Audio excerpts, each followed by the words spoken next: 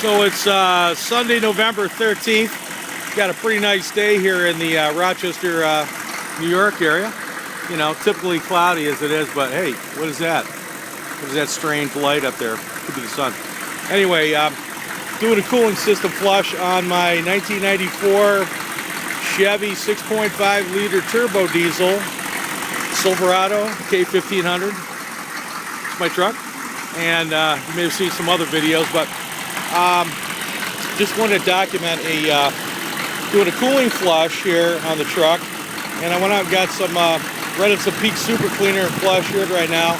Went out and got the flush and fill kit. It's like $3.99, pretty cheap. I think this is like about the same, $3 thereabouts. Anyway, so I installed the 3/4 inch T right down here on the line coming down from the surge tank. That goes directly into the main hose, and I can run my water pressure directly to that, so I cut that in. It worked pretty good. And I'd taken off my thermostat, my thermostat housing, found that there was no thermostat in there.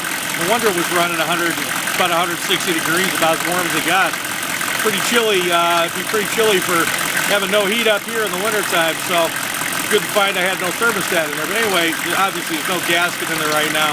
Doing the flush, and what I did was I hooked the hose up, garden hose up down here,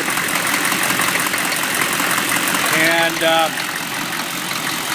took the hose off here and just put it down here so it could drain. Turn on the hose, and it just comes out the top hose here. It goes in the engine block down here.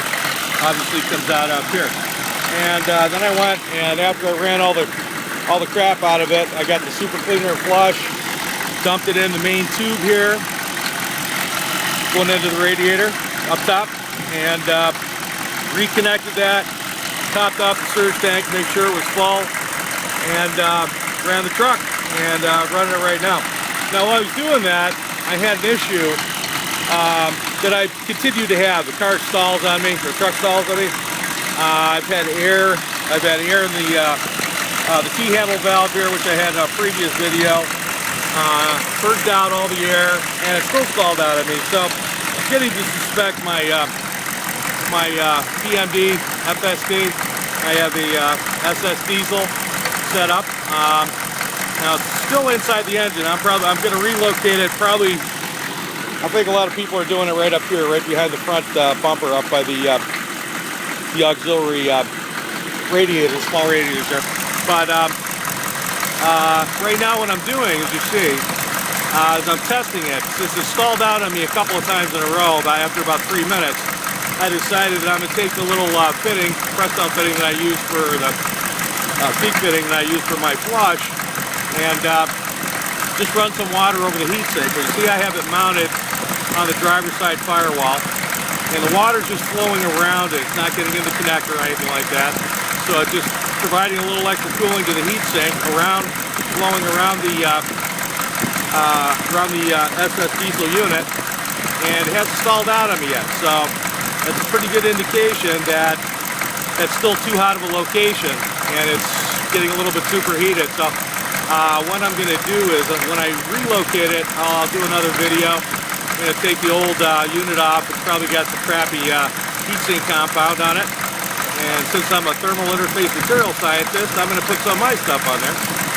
And we'll see how that does relocated up front here, where I'm going to get a lot of good airflow.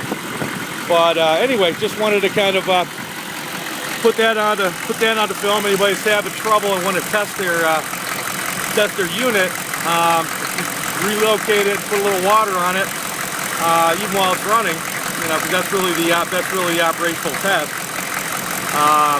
While the truck's going, and it hasn't stalled on me. It's been, I don't know, 15 minutes maybe.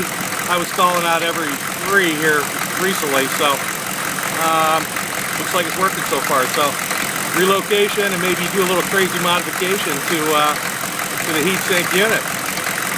Maybe put a cooling fan on it or whatever. So yeah, we'll see what I rig up. Anyway, just want to shoot that out to y'all. Thanks.